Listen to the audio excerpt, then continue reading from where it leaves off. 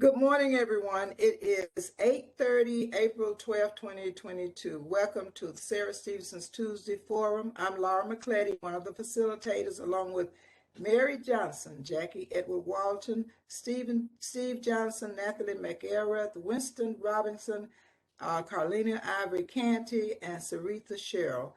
I'd like to ask Saritha, is she on? If she would lead us in a word of prayer. Saritha, are you with us? Okay, if not, uh, Dr. Stephanie Hand, can you lead us in a word of prayer? Yes, ma'am. Good morning. Let's pray. God, for the beauty of this day and the wonders of your works, we're so grateful for this opportunity to assemble in these Brady Bunch boxes. Now, God, we ask that you would intervene and be a part of this conversation so that when we leave here, oh God, that we would go and do the work that you're calling us to do this day. We ask it all now in your name. Amen. Thank you so very much. Uh, Before we get started again, I'd like to give a shout out to Winston Robinson, our youth part of the Tuesday Morning Forum, who had a fantastic event this morning. It was part of Charlotte Shout, and it was held at the Gateway Center. It was very well attended, and the people that were there had a wonderful time. And he's one of our young entrepreneurs. So let's give him a hand. Our young Winston Robinson, and Winston, we'll hear from you later on. Today, we'd like to welcome those that are running at large in the Democratic Party for the May 17th primary. We have the candidates with us this morning. Those that are presently serving is Leigh Altman and Pat Cotham, and we have some other candidates that are running, Jennifer De La Hara, Arthur Griffin, Yvette Townsend, and Trina V.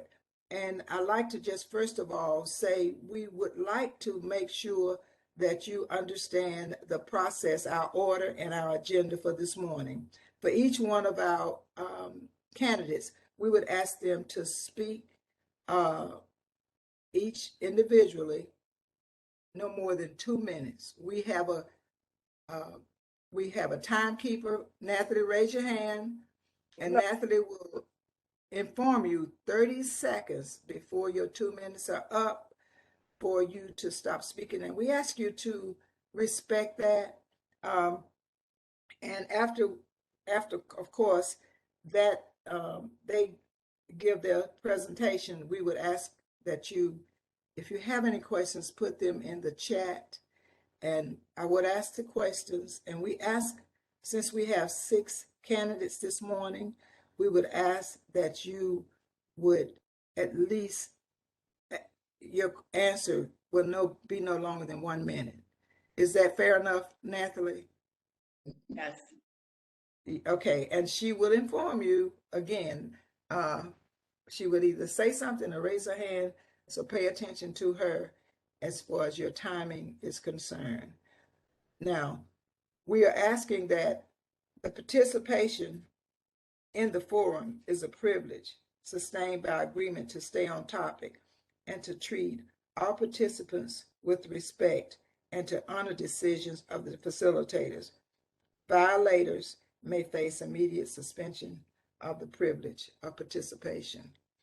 We felt it's necessary for us to share that with those that are with us this morning. And once again, before we get started, if we have someone that is on here for the first time, with the exception of the candidates that are perhaps running, I would like for you to raise your hand and just introduce yourselves. Do we have anyone here for the first time? I don't see any hands raised. Does anyone else see any hand raised at all? Okay, so we are all familiar with the process.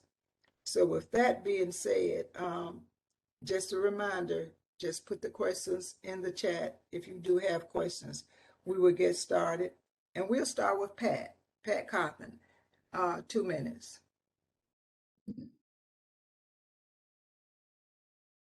Pat, are you with us?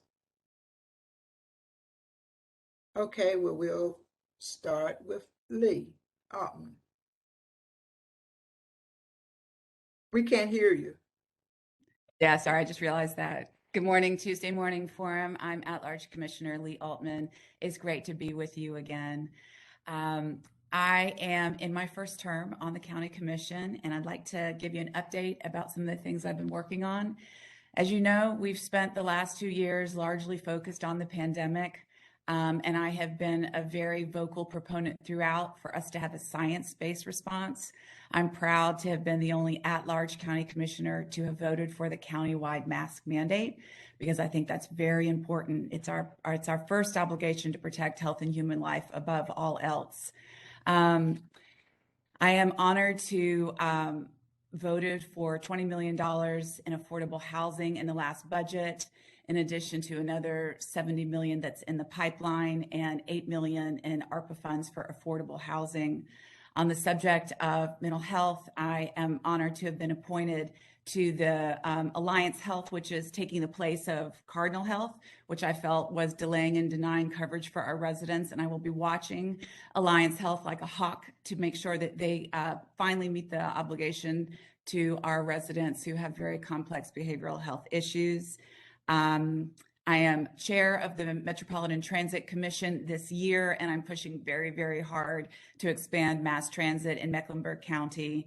I fought very hard to ensure that Mecklenburg County passed a comprehensive non-discrimination ordinance.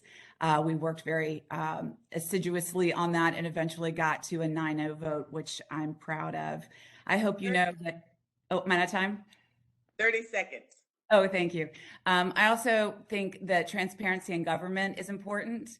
And so throughout the pandemic, I covered every single public health briefing and sent those out to the community because it was hard to kind of keep up in our quickly changing terrain during COVID. And so I hope that you receive that, and I will continue to serve this community by trying to make government as accessible to you as possible.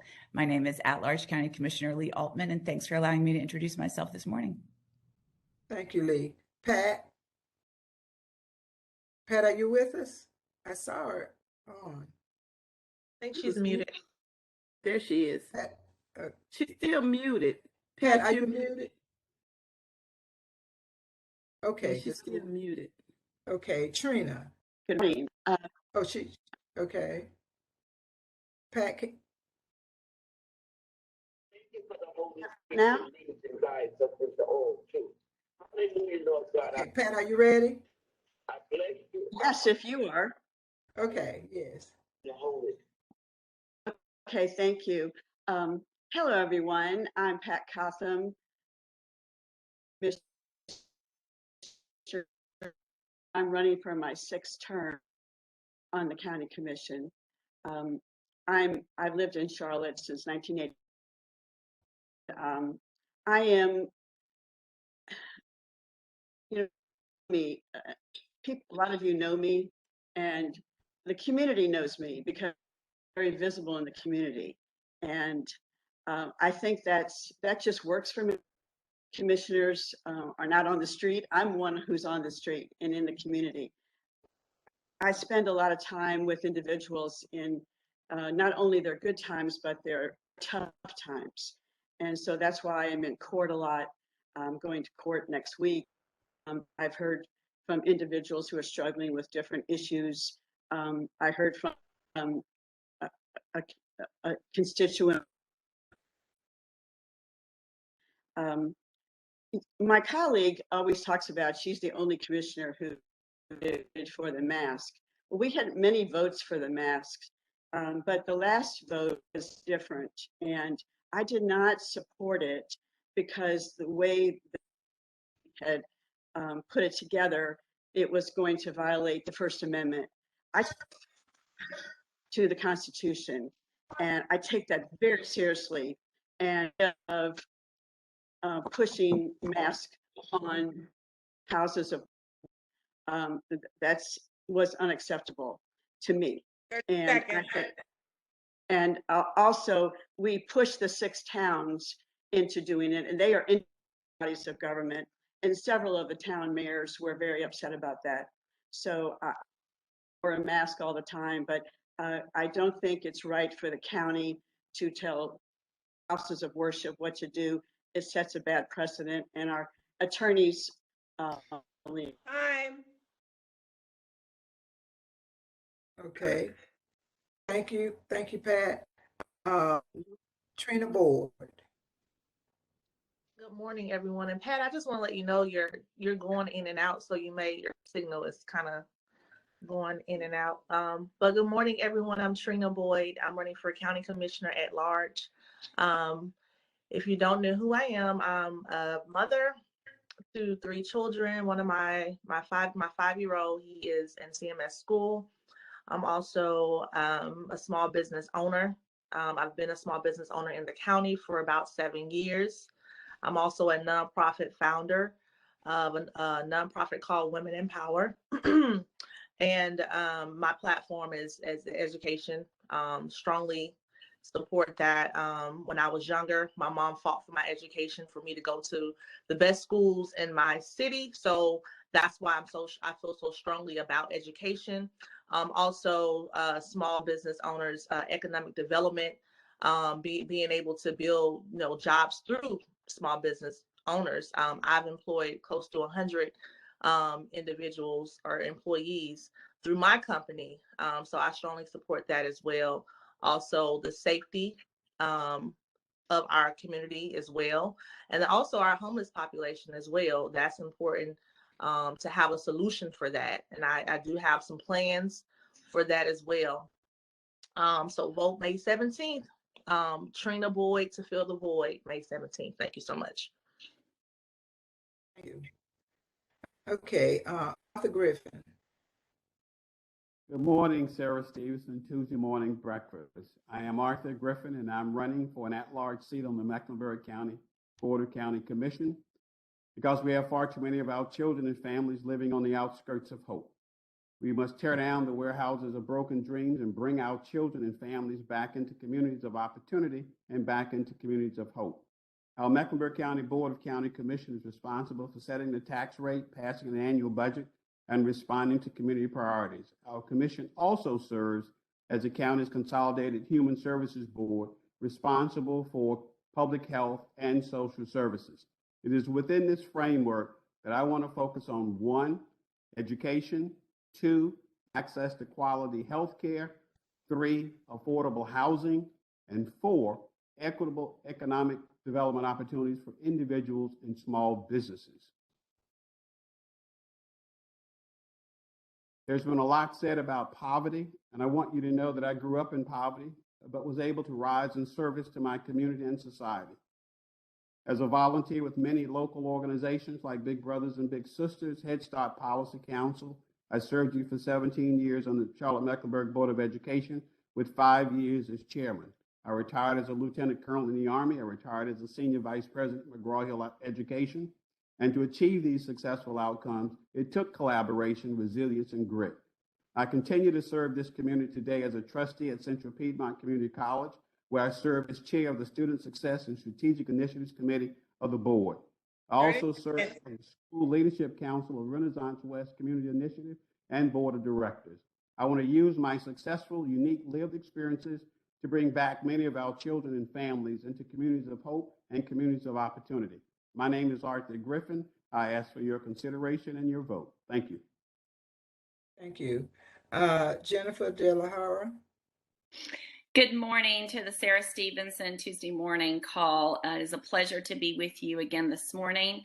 Yes, I'm Jennifer De La Hara. I'm a former educator. I'm a small business owner, a wife, a mother to 2 CMS teenagers, and I currently have the honor of serving you at large as a Board of Education member. I am looking to combine my government experience along with my professional experience to bring new ideas to the commission. I was an instructor with CPCC for many years, and I got to see firsthand the impact that my colleagues and I had on upward mobility initiatives, working with job force development, skills development, so that all of our community residents can thrive. An overarching theme of my campaign all along has been that we need to employ an intergovernmental approach to address our community concerns, because housing, environmental justice, public health, early childhood education through higher learning education. They're all interconnected, and I've had a bird's eye view of seeing that play out, particularly during these past 2 years of my time on the board in COVID and really challenging times. Our solutions are found with us working together. Two areas that I've been focused on to that end specifically are addressing gun violence in our community and also increasing teacher pay. It's critical that to our community development that we be able to attract and retain quality educators. I'm proud also of having fought for equity within our schools over the past 2 years, and I will continue to fight as your next county commissioner at large. I'm running quite simply because people ask me to run, people in the community, from business leaders to grassroots leaders who want to see accountability, who want to see new ideas, fresh energy, and more collaboration amongst our governing bodies. I've proven that I will show up countywide as an at-large representative already to do the hard work, and I'm ready to get to it. Again, I'm Jennifer De La Hara, and I ask for the consideration of your vote. Thank you. Thank you. And last but not least, Yvette Townsend-Ingram, one of Good our morning. regulars on Tuesday Morning Forum. Good morning, and thank you, Ms. Laura. Yes, my name is Yvette Townsend-Ingram. Good morning to the Tuesday Forum family. I am running on several different things, one of which is wraparound services. That term does not get used often until, well, it didn't until most recently this election. But just to tell you a little bit about myself, if you didn't know, I'm very active in the community. A first-time candidate. I'm used to managing campaigns, but this time I decided to run. And the reason that I did jump in the race late was because of the medical leave of Miss Ella Scarborough and praying for her still continued health and recovery. But I believe that representation matters, and I wanted to see another Black woman on county commission. Right now, I serve you as Democratic Chair of Precinct 89. Most recently, I'm currently on a new team that was appointed and selected. It's called the Participatory Budget Team. That team was enacted by the county, and basically it helps to get citizens involved in participatory budgeting, and I'll tell you a little bit more about that later. I'm a graduate of the Charlotte-Mecklenburg Civic Leadership Academy. I have experience creating, managing, and analyzing both policy and budgeting. It's what my life's career has been. I'm a member of the North Carolina Democratic Executive Committee. I'm also a member of the Equal Pay Coalition. So my passion is working in the community. I love servant leadership, and that's what I want to do. And I will continue to do it throughout. I also am a small business owner and a mom. I have 2 sons who graduated from CMS schools, most recently in May, praise God.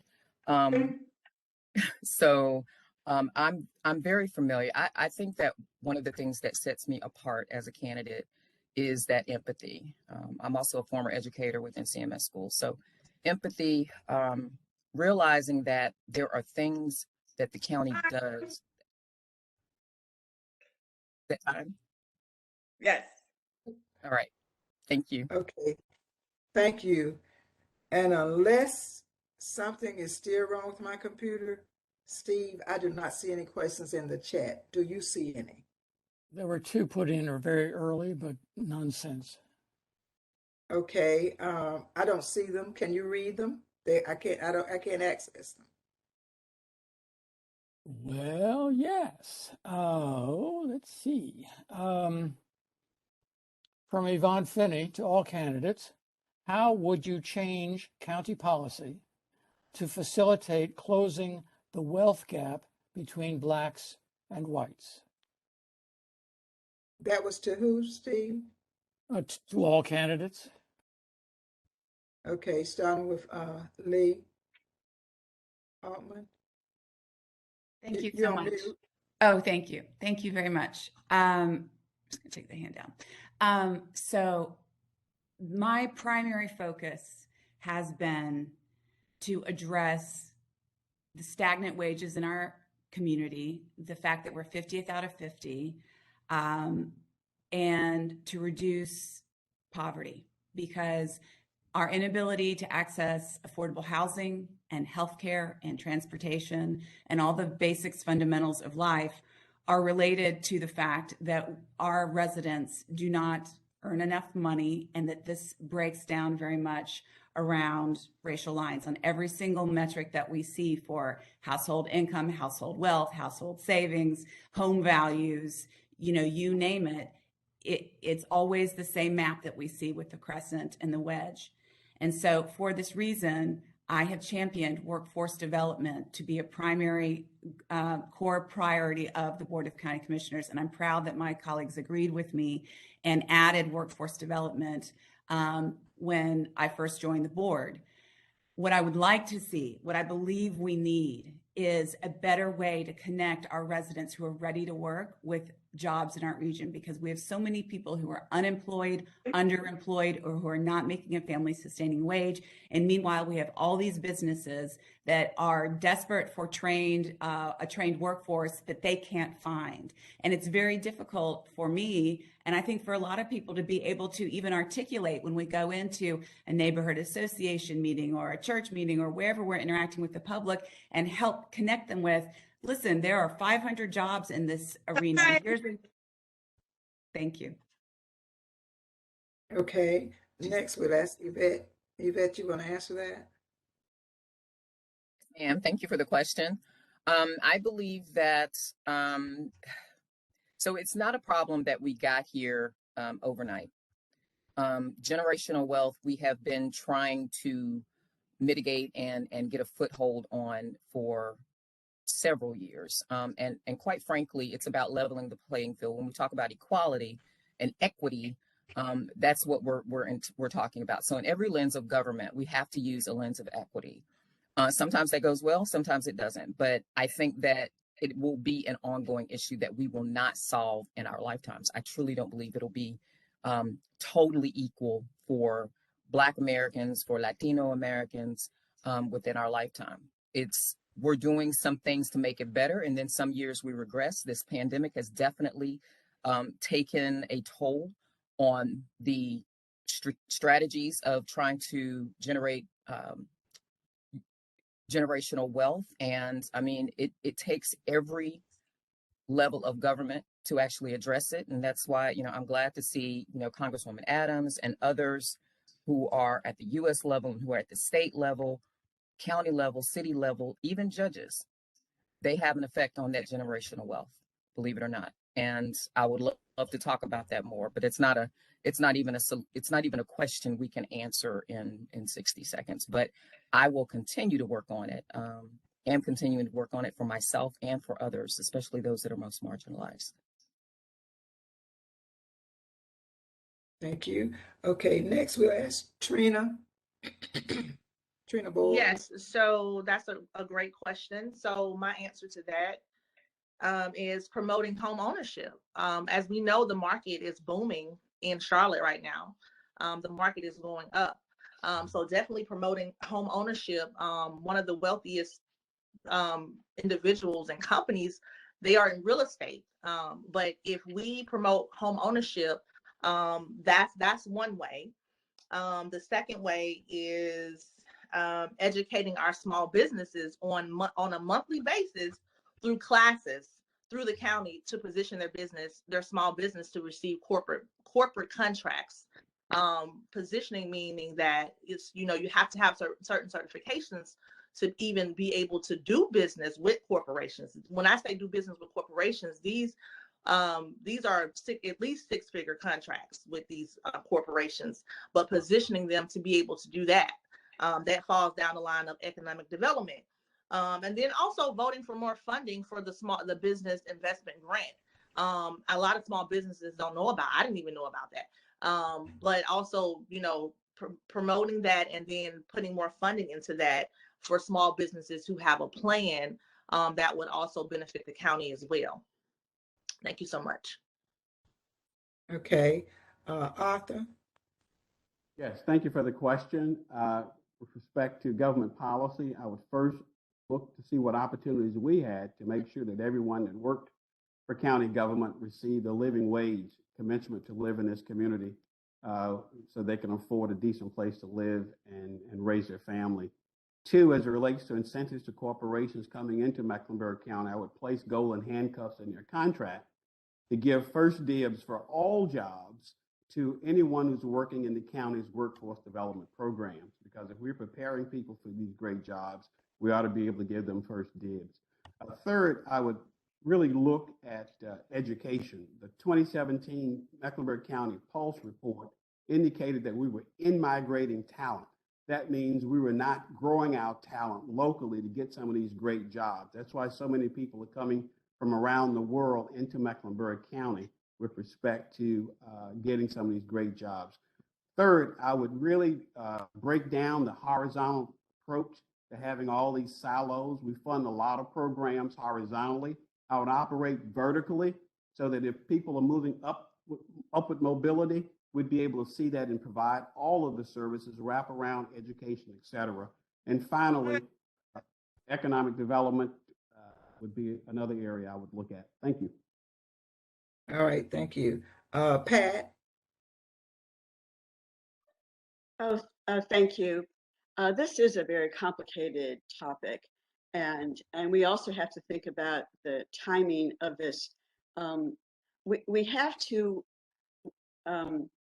think about now and the future, and we have to think about especially those children in those 42 schools that are failing.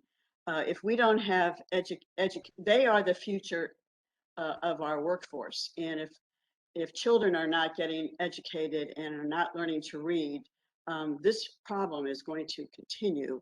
So that is a critical piece of this.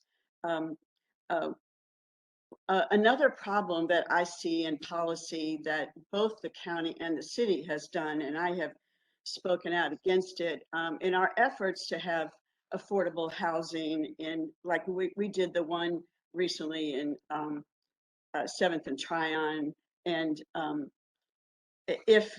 I'm glad that we are starting to have policy for affordable housing. But then when the county put on, well, it has to stay affordable for 30 years, which means the people cannot build equity, and the city's doing that too. And that is what we want, is generational wealth. But both the county and the city are doing that, and I don't like that. I think that's misses the mark. So, and we are. Okay, maybe my time's up. I heard someone say something. So anyway, thank you. Okay, thank you, Pat. Okay, and Jennifer. So first, I spoke already about my previous experience as an instructor with CPCC, and I do believe that we need to continue to look at job skills development, and that also includes even attainment of GED and adult basic skills and ESL services for our immigrant communities. You know, a whole fifth of Charlotte now is foreign born, so we need to bring all of our residents into the fold to address job skills development. I've already sat down with Dr. Diedemeyer from CPCC to have a conversation about how we could re-envision this in the future to help folks get to a place where we're really addressing workforce development and sending them on to the great programs of Charlotte Works and Goodwill, et cetera. Last Thursday, I attended the Racial Equity Ad Hoc Committee that the County Commission has put together in response to the Racial Equity Report. And, I know they've set aside $2 million, but I really think we need to use that framework to inform all of our budget and all of our policies, not just that $2 million. So I look forward to digging in deeper there, because just like the mayor's equity initiative has raised the money where we're investing in businesses, I do think the county can use equity funding to promote home ownership. I'm also really thirdly interested in increasing our anti-displacement efforts, particularly for our older seniors, to make sure that they have resources and do a massive marketing campaign, getting out in the community and making sure that folks are aware of these resources, these grants, so that thank you. Just as information, when you hear her, you still have 30 seconds. Okay, Oh, for okay. everyone. So Okay. do I still have 30 seconds? Yes, go ahead. Okay, then I'll just say that, the county put aside a pot of money last year for the grant incentives, and not all of it was used. And I understand it was in COVID, it was hard to get out in the community, but I do think that we can do a better job of making sure that all of our community residents know about this and the critical home repair grants that are available so folks aren't pushed out of their homes. And we can reduce the the displacement that's happening. Thank you. Okay, thank you. And this question is for all of the candidates, and we're going to start off with you, Jennifer, and then Trina. The question is, are there areas of government, examples are the economic development, planning, housing, and neighborhood services, et cetera, that would benefit from the city and the county consolidation um, of these departments? Yeah, I think so. I'm not sure that's going to happen. That's probably a longer conversation for another day, but there are areas I definitely think we need collaboration, which is why I have been stressing that we need this intergovernmental approach. I've already been working on some other initiatives that weren't mentioned in that question, but working with city council members, working with county commission members to make sure that we're reducing, if nothing else, waste in our efforts, because many times a lot of resources are being directed to try to accomplish these same areas around economic development, as was mentioned. And I do think that a wiser move for us all is to work together. And even if we don't come to a point where we do consolidated government in a formal way, that we can absolutely rise up, putting the community first, creating less waste, and making sure we're meeting the needs of our residents. Thank you. Trina? Ms. McCletty, can you repeat that question for me? Let me see. Yes, I will. Hold on one second. The question is, are there areas of government, such as planning, neighborhood services, and et cetera, that will benefit from the city and county consolidation of the departments, of these various departments? Yes. So from day one, that was one of the things that I stressed was collaboration with the city for affordable housing, because we know that the city primarily handles affordable housing. From our budget, from what I've seen, is that we also do funding for affordable housing. If you want to look at that budget, you will see that we do have funding for that, but also making sure it's affordable, it's going towards affordable housing. I know one of the things that the city has right now, in order for, I guess, developers to actually make a certain percentage of the apartments to be affordable, the city has to have some type of investment in that. But also, I really believe that we need to look at what we already have, like what type of inventory, what type of real estate that we already have, the city already have, the county already have, that we can build from there. So that's what I do feel that we need to do as it pertains to that. Okay. Pat? Oh, thank you. You mentioned in the question planning and neighborhood services, and those are definite city areas.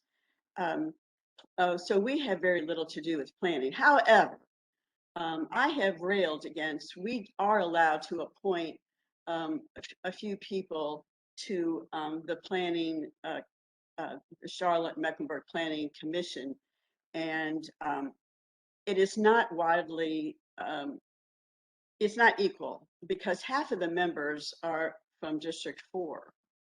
And there's a lot of our committees where, 90% of the people are from South Park and that one. And so we really need to get more diversity on those committees so more voices are heard.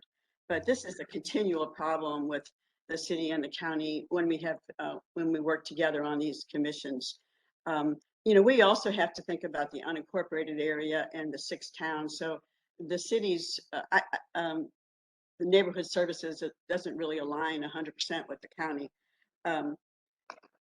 But we do already work with the city on many issues.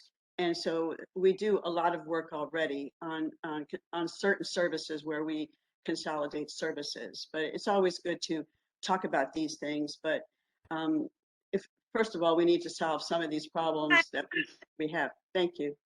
Okay. Arthur? Yes, I think economies of scale always works better for any community or any family. And certainly there may be functional areas that the 7 municipalities could join. For example, the planning that we do currently and CMUD that we do. The county now, Parks and Recreation, works directly with the local mayors regarding the greenways, et cetera. One area that I would love for us to work towards, as I spoke to all 7 mayors in Mecklenburg County, without prompting them, there was one concern they all issued. They said housing, but for different reasons. That's certainly an opportunity that all 7 municipalities can work towards, is trying to figure out how we can provide affordable housing, workforce housing, housing that of such quality that our seniors could live in place. So housing is one of the areas, but it's certainly not a functional area of government, but certainly it's a policy area that I think we could work jointly on. Okay, and Leigh. Thanks very much for the question. You know, of course, there are 3 legs to local government. You know, there's school board, there's city council, there's county commission, and of course, school board does our schools, and city does hard surfaces like CMPD, transit, neighborhood zoning and planning, and the county does soft surfaces like public health, mental health. $750 million in funding does CMS, DSS programs, park and recreation. So we really have different substantive areas. We have different areas of expertise that are complicated and that our staffs develop, you know, very high levels of expertise and degrees to be able to address. So I think that's a good thing to keep in mind when we think about how and where consolidation could be appropriate. We do have areas of overlap, for example, with affordable housing, but that's because 2 years ago, the board before I joined decided to get into the game of affordable housing. Previously, county never funded affordable housing, but it decided to do so because it's such a crisis that we wanted the county to be responsible, or my predecessors, which I agree, wanted the county to be try to help where possible, even though the city has so much more bandwidth and expertise and funding for that priority. And we have funding priorities that the city's not going to come fund. So, you know, so we just have to think about what our assigned roles are so that when we talk about consolidating, we understand that, you know, when that may or may not be a good thing to do. And similarly, as has been mentioned, time or 30 seconds? 30 seconds. Okay. And as has been mentioned, you know, there's Cornelius, Davidson, Huntersville, Pineville, Stallings, Matthews, Mint Hill. Those are not the city of Charlotte. So we can't like consolidate with the city of Charlotte for so much of the functionality that involves towns that are not the city of Charlotte. So it's complicated. We need to look at it closely, have a community discussion about what makes sense. And thank you. Okay, thank you. Okay, Leigh, I'm going to start with you with this question as well. What resources? I didn't get to answer that Oh, one. I'm sorry. Go ahead, Yvette. Go ahead. I'm sorry. So to answer that question shortly, absolutely. I think that there needs to be an analysis, first of all. We get stuck doing things the same way because that's the way they've been done. We don't have an analysis of what programs, what departments are working most efficiently. If we were to combine some of the services, some of the processes, then I think that we would move a little bit closer to an equity lens of doing things. But for instance, I don't think that is something that will be popular. I mean, we just recently had, you know, the example of the Board of County Commission and the school board trying to work together was an example of it not going too well. I think that intergovernmental relationships should be more than just a catchphrase for campaigns. That actually takes looking to one another, planning with one another. For instance, the bonds that were voted on last night, the $12 million and how to use those housing bonds. Well, the problem is there are areas where they want to put affordable housing that does not have services. So that's something that the county and the city should work together on. Thank you. Okay, thank you. Now, Leigh, what resources are you willing to offer to promote towards wraparound services like mental health, substance abuse, and veteran services? I worked a lot with DSS as a staff attorney at the Council for Children's Rights. I have so much respect and gratitude for the hard work they do. I think that they are, I would love to put significantly more resources into DSS because I just know how burned out they are and how difficult their job is. With everything that the county does, in my opinion, we don't have enough resources to do any of the things that we're doing. I would love to put another $40 million into CMS. I would love to put another $100 million into land acquisition for parks.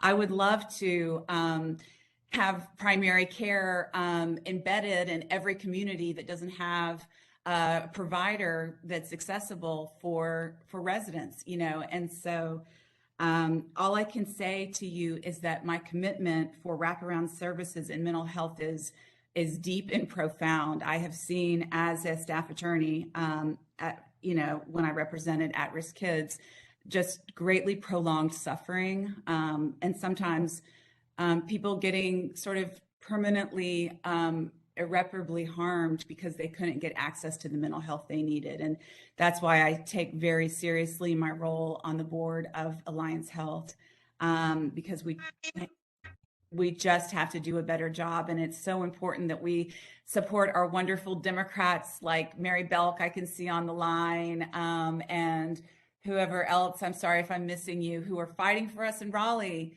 to... Oh, okay, thanks, sorry. Okay.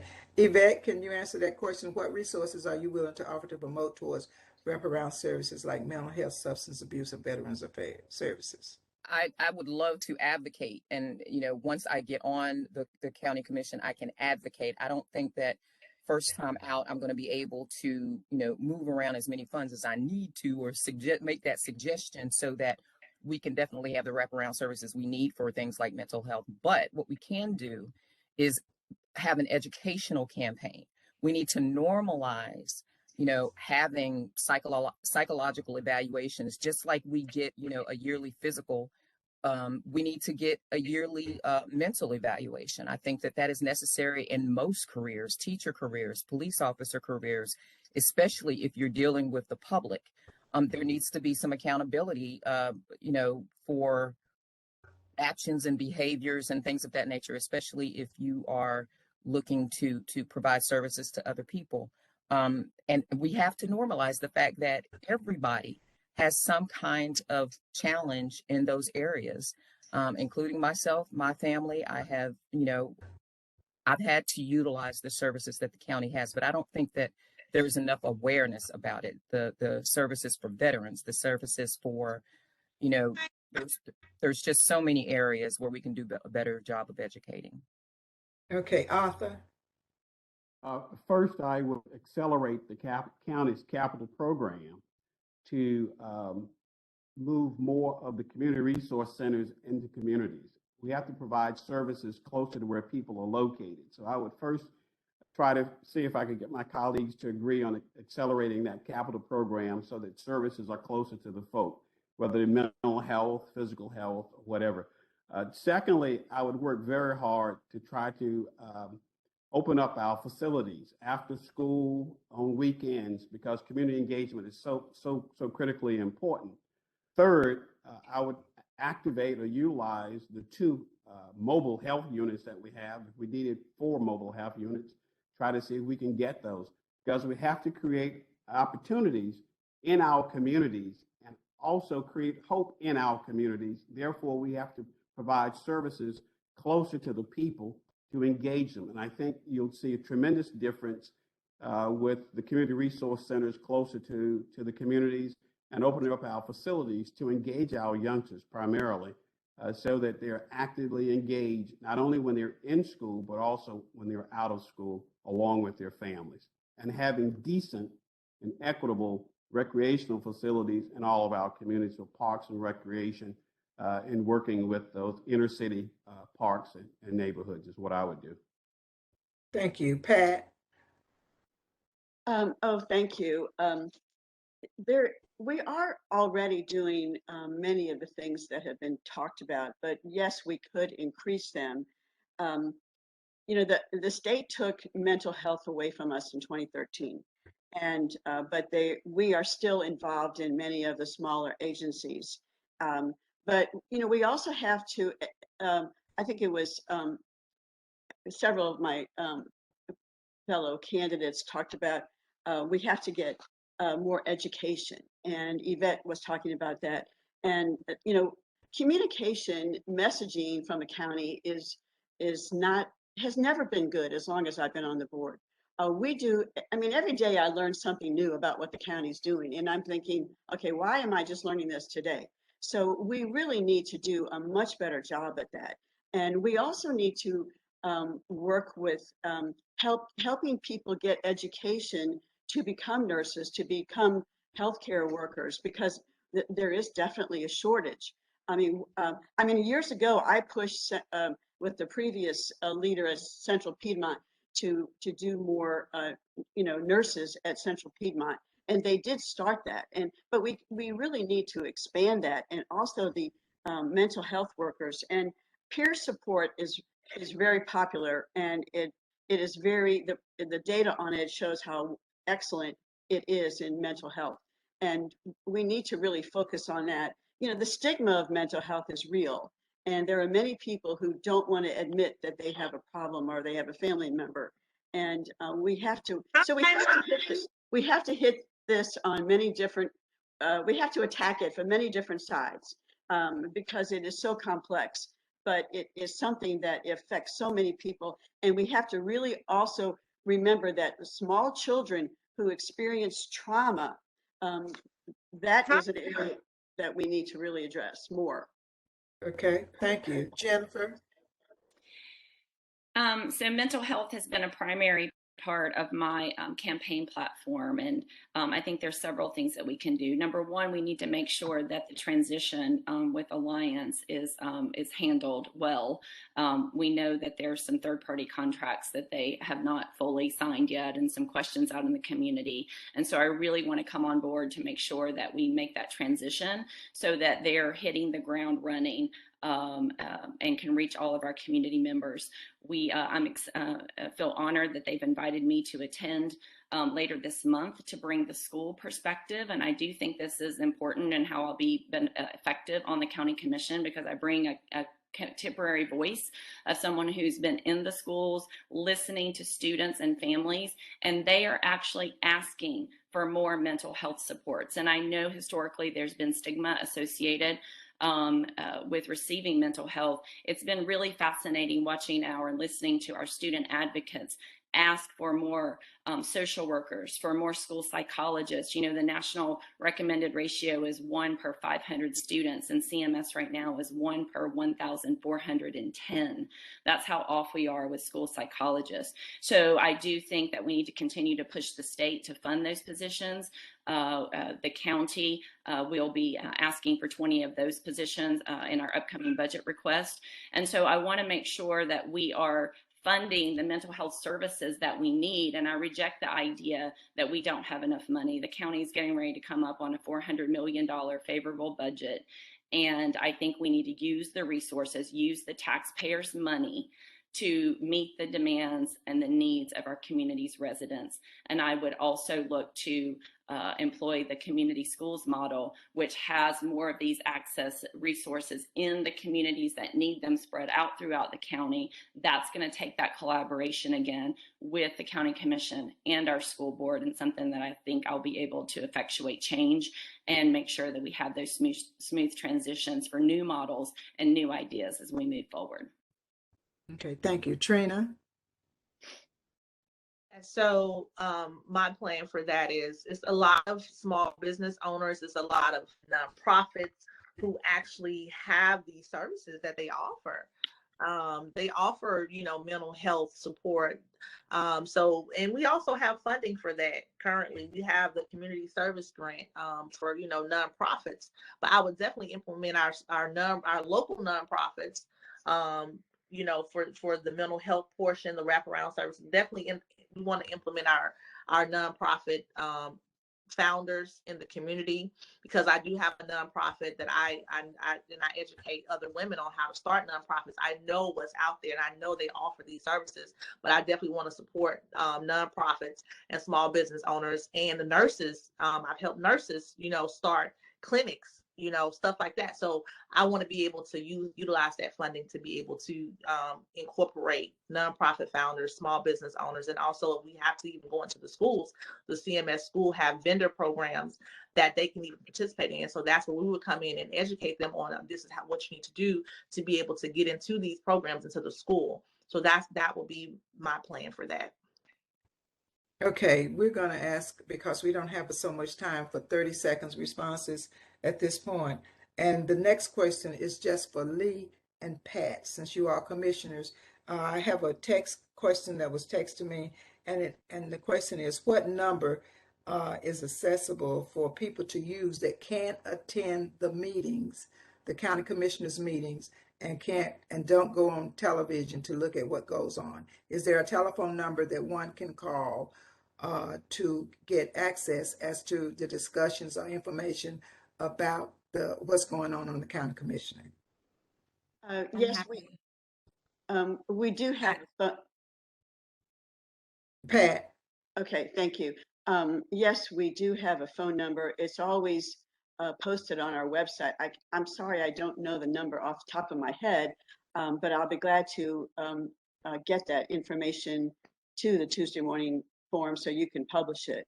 But we have a lot of people who listen by phone, and that's certainly accessible. But I'll get the number and get it to you and send it to you. And I was just going to add, I'm going to put in the chat now the phone number for our clerk, Christine Smith. And she will be able to help troubleshoot whatever someone's needs are in terms of access. She's really fantastic. Okay.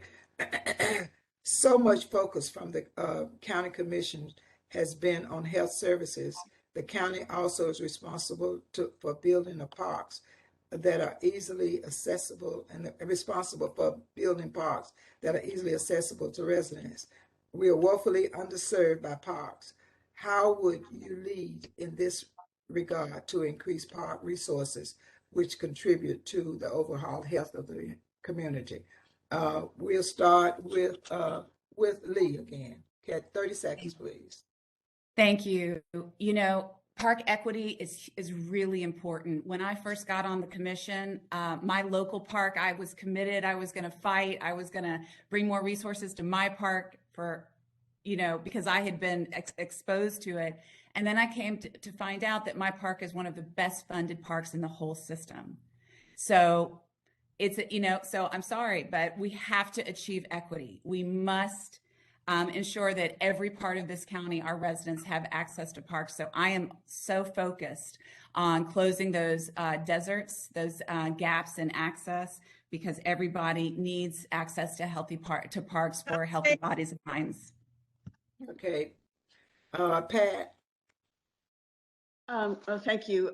We have been trying to address this issue by having parks divided by county commission districts, so we can see where the need is and see where we are funding different parks. But land is complicated, and it seems like every meeting we buy more land in our closed session for future parks. So this is something that we realize that we have a strong need, and I think we're going to see some more strives for this. But we have no state parks in Mecklenburg County, whereas in the Raleigh area there are so many state parks that the county governments don't have to fund their park and recreation because the state does it. So they have more money for schools and other things. So I just throw that in. Okay, Yvette? Yes, thank you for that question. And they tacked on that that parks and recs are extremely important for overall health. I will totally agree. I mentioned before, and I was looking for the link, but it seems to be broken. The participatory budgeting pilot project that I was a part of, we actually did have several suggestions for maintaining, expanding, and creating like health gardens and things of that nature, Zen gardens, where people can come and that contributes to the overall health physically and mentally of communities. Again, it's about looking at an equity lens. There are so many parks that have just been neglected for various reasons, and those are usually in the most marginalized communities. So hopefully some of those projects will be funded, and we'll begin to see a march towards that equity in that area as well. Okay, Arthur? Yeah, I support the county's MEC playbook that speaks to equitable distribution of parks throughout the county. I just simply would accelerate that, but make it more transparent or visible. The Park Center has a grading system very much similar to like the school system has a grading system. And parks are graded as good. They're A, B, they're graded as C, which is accepted, and D and F, which is poor. And we could create a template or scoreboard for Mecklenburg County. And as you can see, a number of those parks happen to be in low-income neighborhoods or Black and brown neighborhoods. The county started to address that just recently with about $60 million. Some of those dollars went to upgrading Druid Hill, the park in Druid Hills, Trine Hills, and Enderley Park. I will continue accelerating that process. Thank you. Okay, Jennifer? Mecklenburg County area is currently ranked 91st out of 100 on the Park Index score of urban areas. So we, as the question was written, are woefully underserved in our parks, and it's critically important that we develop the land that we have as we continue to purchase more land. And I think part of that is identifying and having more accountability of where our money's being spent countywide so that we can address and direct funds directly to parks. As we develop greenways, we have to understand that's also helping to address not only just quality of life in general, but environmental justice concerns and also mobility. So through the development of parks, we can address many of our concerns. And I also think that a lot of that has to do with our community engagement and listening to the communities, and that's countywide because a lot of our, oh, was that time? Yes. Yes. Oh, I apologize. I didn't hear. Thank you. Trina? As it pertains to in relations to parks and rec and health, definitely I would incorporate after school different programs.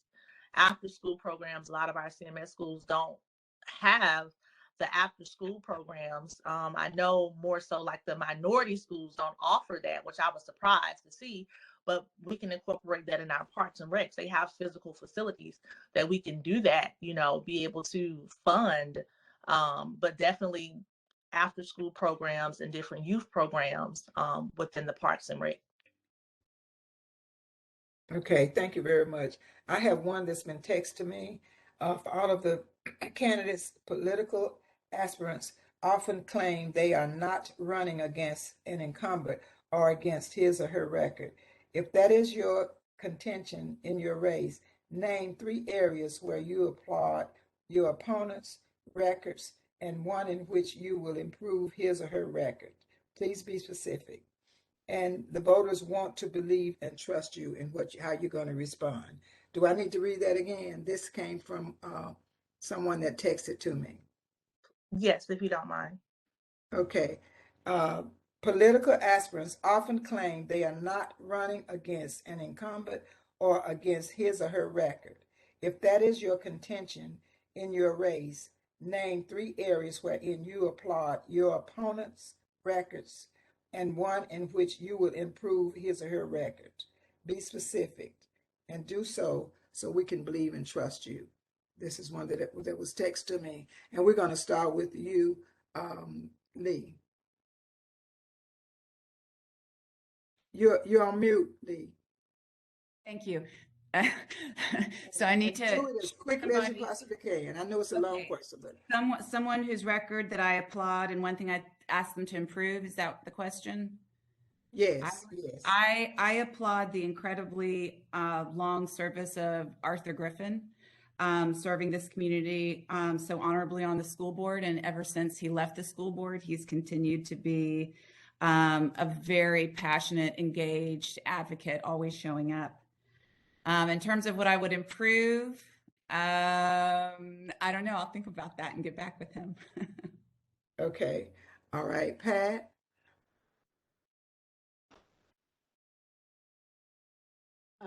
I would definitely applaud on many levels Arthur Griffin. Um, he he does not need to run for county commission, yet he chooses to because he sees the need, and that is admirable. He has he did an excellent job on when he was on the school board for 17 years, and I believe he led it for 5 years. You can correct me if I'm wrong, Arthur. He has been passionate about working with and coordinating the African American Faith Alliance. That has been a strong voice, and it certainly helped county commissioners better understand a lot of the issues. And I have learned so much from him, and I applaud him. The only thing that I would say, which I have said to him, he needs to smile more when he's on Zoom calls. I have told him that he needs to smile more. So he's smiling now, but that's one thing I have told him. But I admire him so much. And I guess, I'm sorry we don't have more time. Do I have a little bit more? No, that's enough. Yvette, we are running out of time. Yvette? I applaud each and every person who has given themselves up for service to the community, truly. I have worked with Arthur on the education committee of the BPC. I know how dedicated, intelligent, brave he is for, going after things that he believes in for several years. Pat working with the homeless community. Leigh, we chat often about things within the community. She sends out newsletters. She, promotes education on social media. Jennifer, her brief stint on the school board, but still she, has great intent on doing the most good.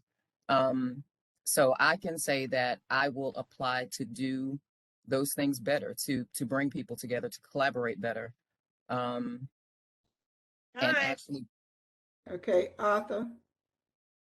I would applaud everyone who puts themselves through this gauntlet called the political process to get elected to office. That's both for incumbents as well as candidates. I think anyone who serves the public needs a pat on the back of gratitude for their services. So I applaud all of the folk that's on this call. I give a special shout out to the county commission. In 2013, when Dina wrote a message to the community after the killing and the killing here in Charlotte. The county has adopted as their sixth priority racial equity to eliminate disparities between race and ethnicities. And I think that is phenomenal. And I'd like to help them do a better job or an improved job in closing some of those disparities that we all talked about this morning, from housing to education to mental health, et cetera. So I would certainly applaud all of my colleagues, both incumbents and candidates, but also would give a shout out to the county's leadership by having an articulated racial equities goal as a part of their board's priorities. Okay, thank you very much. Jennifer? I would lift up all 6 of the 5 other candidates here for putting themselves out for public service. It's really admirable, and I appreciate all of them and all their contributions. To our 2 incumbents in particular, I would lift up that as far as environmental stewardship, there's a scorecard that's put out every year, and they have moved over the past few years from 65th place to 42nd place out of 100. And so I applaud that. I think that's a great area where specific intent is being realized. But I do want to be clear. I actually am running to challenge the incumbents. I was asked to run to challenge the incumbents, and those are the only two, really, because I announced early in August, because the community is seeking change. We do have 4 other candidates to consider here, and I hope that you will vet us all and make the best choice possible, and I would appreciate the consideration of your vote. Thank you. Okay, and Trina. I would say Pat. Me and her are Facebook friends, so I see that she does a lot for the homeless population. But some things that I would say to do a little different is kind of get more involved with small business owners. Okay, thank you so very much. Now we are over time, but we have some really good questions here, and I would like to we'd like to address all of them. If you can stay on, the candidates particularly, to answer some of these questions, we would appreciate it. And if I can get an agreement from Nathalie and Steve and Jackie and Mary and Winston to continue, y'all just raise your hand if y'all agree that we go on for another at least to 45 minutes. Okay. I'm so sorry. I have to go. I have to jump off. So please, Okay. please excuse me. And thank you so much for the time this morning. I really appreciate it. Okay. Thank you. We appreciate all of you for being here and with us for this length of time. There are other questions. There are a lot of questions in our chat that need to be answered, and Steve will put them on our website in the chat for this meeting. So if you would take a look at them and try to respond to them, because we try to respond to our constituent, to our group of people that are with us on Tuesday Morning Forum. So thank you all for being here. And if you all agree that we continue, then we will, for those that can stay on. Yeah, I have to interject that I have a meeting. I'm actually running a little bit late too, so I'm going to have to hop off as well. But I appreciate you all. Thank you for hosting the call every Tuesday morning. Okay, thank you.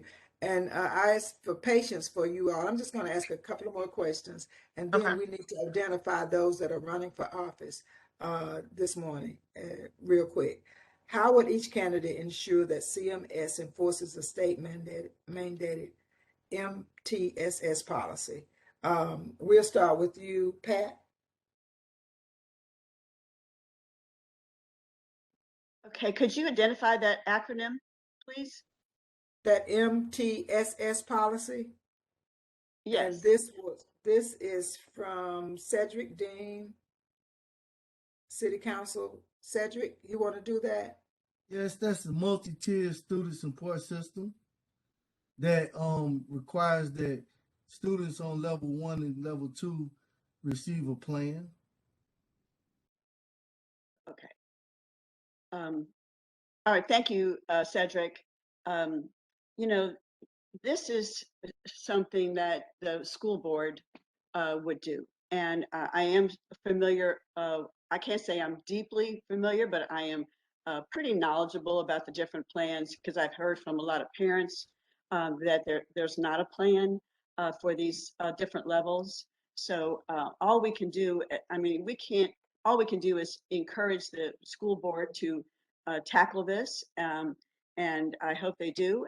But you know, we have, I can't really answer any more than that, because it's not really under county purview.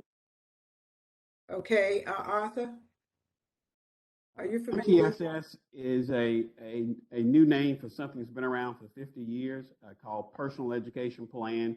When students are not meeting the standards, there's supposed to be some intervention of some sort. That's a state mandated MTSS, as Mr. Dean indicated.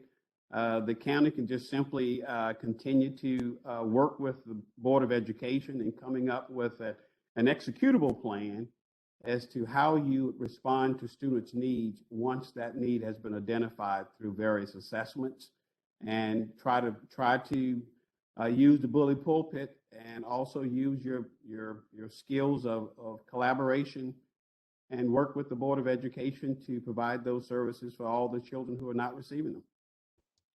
Okay, Yvette. Again, this goes back to the lens of equity. So I know that previously the county did try to work with the Board of Education, not to beat a dead horse, but we're talking about trying to work intergovernmental relations to resolve the greatest problems of equity. So it needs to be shouted continuously, loudly, that our most marginalized students are not getting the help that they need. So on the county commission, you know, several people have said, well, it was illegal for them to do what they did, to withhold the funds. You know, yeah, it may have been, but pride is about determining who's right. Humility is about showing what is right, and what was right was to fairly have a plan and distribute that plan to the public. And if we weren't getting a Okay, Trina.